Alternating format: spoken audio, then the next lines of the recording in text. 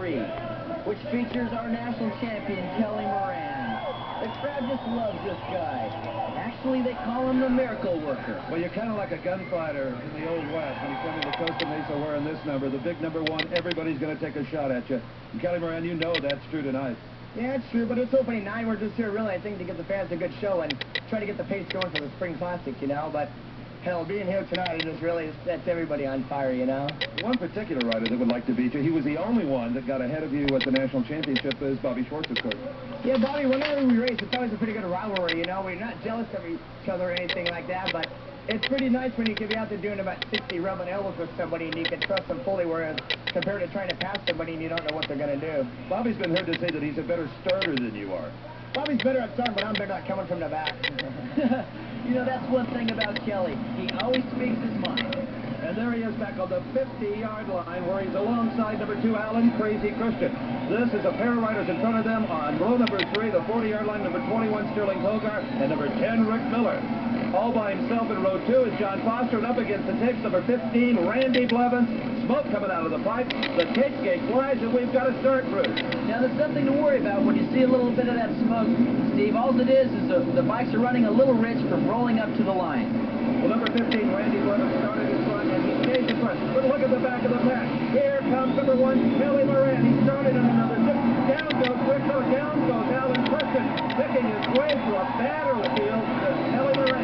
That's one thing about Kelly Moran. He is such a crowd pleaser. He can come from the back on almost any occasion. Number 1, Moran, riding with total abandon. He's around John Foster. Sets his sights on Randy Blevins. Blevins is down. Foster lays his bike down. Still collides with Blevins.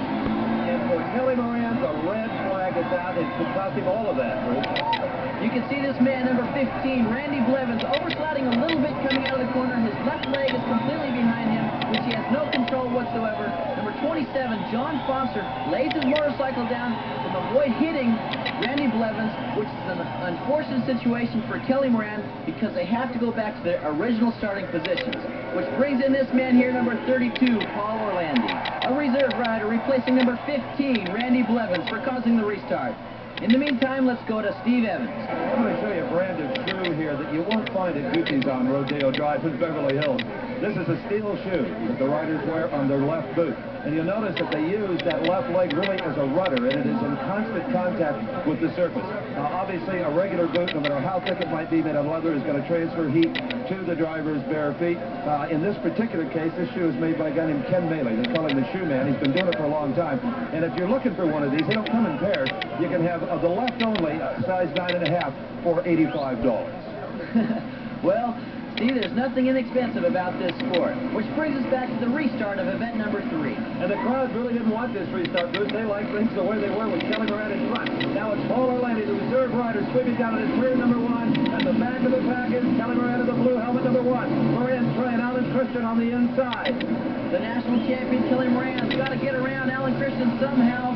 Oh, man, Kelly Moran is down. The national champion has run into the back of Alan Christian. To me, that looks like Alan Christian was slowing Kelly down a little bit so he wouldn't get underneath him. Well, the very aggressive Kelly Moran is okay, and the race continues. Now, this is still Paul Orlandi out in front, being chased by number 10, Rick Miller. Rick Miller, 23 years of age, Bruce, and a rider that has also gained a great deal of experience in Europe, and Orlandi loses it. That's going to open the door for Rick Miller. Now, Rick Miller, number 10, has come through from the 3rd row to take over the lead. Indeed, he has. One of the few guys to make it work with the back marker. Kelly Moran, as we said, is okay. He's now inspecting his motorcycle. He'll be in the scratch racing to come. Number 10, Rick Miller, heads for that checkered flag that Kelly Moran feels rightfully belonged to him. And judging by the moves in the crowd, they agree as well. First position, number 10, Rick Miller. Second place, number 32, Paul Orlandi. And also transferring to the 3rd spot, number 21, Sterling Kogar. Let's again take a look at the spill that number 1, Kelly Moran, suffered. You see in front of him in the red helmet is Alan Christian. Christian just slammed the door on him, slowed up enough to where Moran's momentum carried him into that rear wheel and put him down.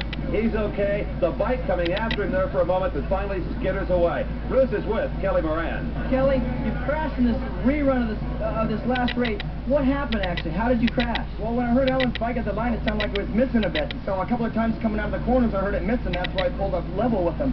Well, down there, I don't know what happened. I don't know if he stopped or the bike stopped, but I was already committed and I had nowhere to go. When Alan kind of turned a little bit left on me, he just put me off to the high side. So actually you touched his back wheel with your front wheel and just really went over the high side. Alan, I think he knew I was there, and I don't see why he didn't put up his hand, or I don't see why he just shut off, but it's just one of those things. So now our bike's bent where his is okay, and we should have had a race one like you said, but that's racing, so we'll see you in the next race. That man's not a